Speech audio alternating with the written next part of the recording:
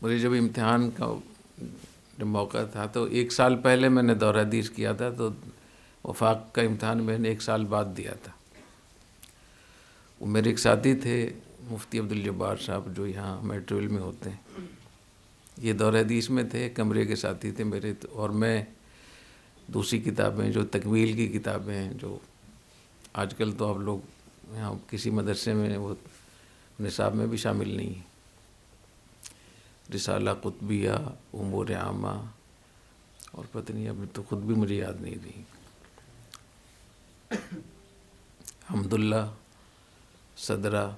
شمس بازغہ، یہ آپ لوگ پڑھتے ہیں؟ تو یہ اب نہیں ہے، یہ سب چیزیں، یہ سب کتابیں الحمدللہ مجھے پڑھنے کا موقع ملا۔ میرے ساتھی تھے مفتی عبدالجبار صاحب، یہ مجھے کہنے لگے کہ میں امتحان دے رہا ہوں اور آپ بھی ساتھ امتحان دے دیں وفاق المدارس کا۔ یہ پہلا سال تھا جامعہ اشرفیہ کا وفاق میں شامل ہونے کا، اس سے پہلے جامعہ اشرفیہ وفاق میں شامل نہیں تھا۔ تو دارالعلوم کراچی اور جامعہ اشرفیہ انہوں نے شرط لگائی تھی کہ وفاق المدارس اپنے دستور میں یہ لکھے کہ ہم سیاسی معاملات میں حصہ نہیں لیں گے۔ اس شرط پہ یہ دونوں ادارے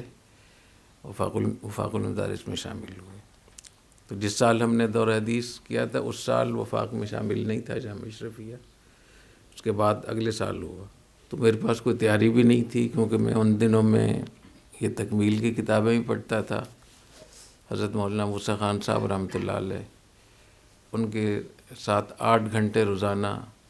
میں ان کی تصنیف و تالیف میں بھی ان کے ساتھ معاونت کرتا تھا۔ تو 1 سال پہلے کا دورہ حدیث پڑھا ہوا،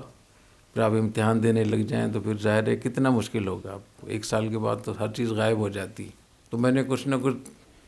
جو میں نے پہلے خلاصے لکھے ہوئے تھے نا، دورہ حدیث کے سال والے جو خلاصے لکھے ہوئے تھے، وہ اس وقت بھی کام آئے مجھے۔ تو اس میں وہاں وحدت روڈ پہ ایک بڑا اسٹور تھا، جہاں کیا بولتے ہیں اس کو، جہاں یہ کاپیاں وغیرہ ہوتی ہیں، قلم، ہاں، تو میں وہاں چلا گیا، تو وہاں میں نے 10-12 قسم کے قلم لیے، رنگین بھی اور عنوانات لگانے کے لیے، کہ جو بات آتی ہے اس کو تو نمایاں کروں نا میں۔ اس کا مجھے بہت فائدہ ہوا، کہ مجھے اندیشہ تھا کہ میں فیل ہو جاؤں گا، اور میں پہلی پوزیشن آئی میں۔ تو یہ عرض کر رہا ہوں کہ اس کا بھی ایک اس پہ ریسرچ ہے کہ کتنے فیصد سلیقے کا اور ترتیب کا عمل دخل ہوتا ہے ممتحن کا موڈ ٹھیک کرنے میں، اس سے نمبر لینے میں۔ تو اس سے نمبر آپ کتنے لیں گے یہ آپ کے اختیار میں ہے، ممتحن کے اختیار میں نہیں ہے، آپ کے اختیار میں۔ وفاق المدارس کا جب اس کا امتحان شروع ہوا، 2 امتحان اکٹھے ہو گئے میرے، ایک تکمیل کا امتحان اکٹھا ہو گیا، اور انہی دنوں میں پھر آگے وفاق المدارس کا امتحان بھی درخواست کی نے وہاں بڑے اساتذہ سے جو منتظمین تھے، کہ میرے دونوں امتحان اکٹھے ہو گئے ہیں، میں پہلے وفاق کا پرچہ لکھوں گا، اور جلدی پرچہ لکھ کے پھر آگے دوسرے امتحان میں شریک ہو جاؤں گا۔ تو الحمدللہ جامعہ اشرفیہ نے ایسی ترتیب بنا دی میرے لیے کہ جو تکمیل کی کتابوں کا امتحان تھا وہ چونکہ زبانی ہوتا تھا،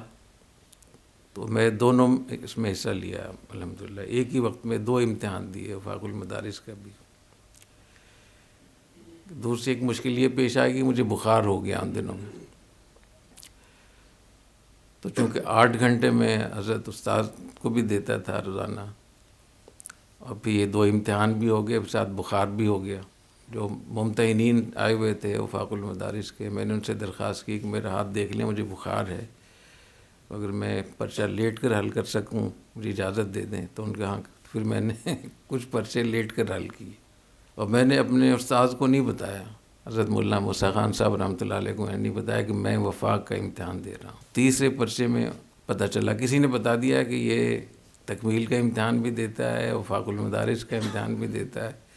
اور 8 گھنٹے آپ کو بھی دیتا ہے روزانہ۔ تو حضرت نے مجھے فرمایا کہ آپ نے مجھے بتایا کیوں نہیں، آپ اتنی تکلیف میں کیسے کر رہے ہیں اس کو؟ تو میں نے عرض کیا کہ حضرت یہ میں اضافی کام کر رہا تھا، میں نے سوچا کہ جو آپ کا کام وہ مقدم ہے، یہ تو میرے ایک ساتھی نے اصرار کیا، تو میں نے کہا چلو میں امتحان دے دیتا ہوں۔ تو حضرت نے پھر مجھے اپنا قلم دیا، مولانا موسیٰ خان صاحب رحمۃ اللہ علیہ نے اپنا قلم دیا اور مجھے فرمایا کہ میں اپنا ہاتھ آپ کو دے رہا ہوں. تو میرے خیال میں جو نمبر آئے تھے نا میرے، وہ اسی کی برکت تھی. دعا بھی کی حضرت نے، اور 8 گھنٹے کے بجائے 5 گھنٹے پھر کر دیے کہ ان دنوں میں 3 گھنٹے مجھے وہاں سے یہ سنانے کا مقصد یہ ہے کہ تھوڑی سی ہمت کیا کریں، کوشش کیا کریں، جب کسی کا کوئی واقعہ سنیں تو اس سے فائدہ اٹھائیں.